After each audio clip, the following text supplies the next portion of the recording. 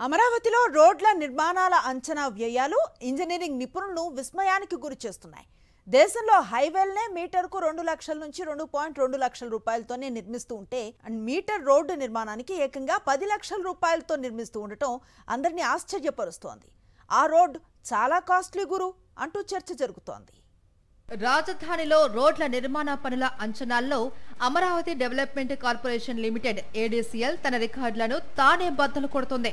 ఈ 13 రహదారిని 6 వరుసలతో NH16 వరకు పొడిగించే పనులను కిలోమీటర్కు 66.18 కోట్ల చొప్పున కాంట్రాక్టర్కు అప్పగించిన ఏడీసీఎల్ తాజాగా సీడ్ యాక్స్ రోడ్డును 3వ దశలో 6 వరుసలతో 755 మీటర్ల పొడవున నిర్మించి పాత మంగళగిరి హైవేతో కలిపే పనులకు 61.67 కోట్లను కాంట్రాక్టు విలువగా నిర్ణయించి టెండర్ నోటిఫికేషన్ ఇచ్చింది.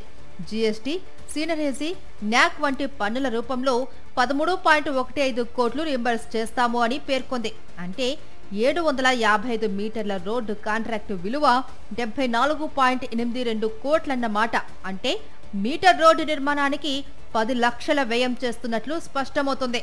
దీనిపై ఇంజనీరింగ్ నిపుణులు విస్మయం వ్యక్తం చేస్తున్నారు. ఆ రోడ్డును మట్టి, రాళ్లు, తారుతో నిర్మిస్తున్నారా లేక బంగారం పూతతో వేస్తున్నారా అంటూ ప్రశ్నిస్తున్నారు.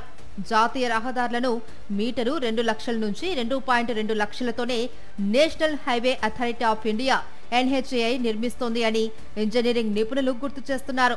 ముడుపుల కోసమే రోడ్డు పనులు అంచనాలను పెంచేశారు అనే విమర్శలు వినిపిస్తున్నాయి. రాజధానిలో ప్రధాన ప్రాంతానికి అంటే సీడ్ క్యాపిటల్ కు కోల్కతా, చెన్నై జాతీయ రహదారిని అనుసంధానించేందుకు సీడ్ యాక్సిస్ రోడ్డును ఏడీసీఎల్ నిర్మిస్తుంది. అందులో భాగంగా ఈ రోడ్డును పాత మంగళగిరి హైవేతో అనుసంధానం చేసే పనులను 3వ దశలో టెండర్ పిలిచింది. 3వ దశలో 755 మీటర్ల పొడవున 6 వరుసలతో నిర్మించే పనులకు టెండర్లు పిలిచింది. ఇందులో కృష్ణా డెల్టా పశ్చిమ కాలువపై 130 మీటర్ల పొడవున స్టీల్ బ్రిడ్జిని నిర్మించాలి అని ప్రతిపాదించింది. ఈ పనుల పూర్తికి 4 నెలలు గడువుగా నిర్దేశించి ఈ నెల 3న టెండర్ నోటిఫికేషన్ ఇచ్చింది.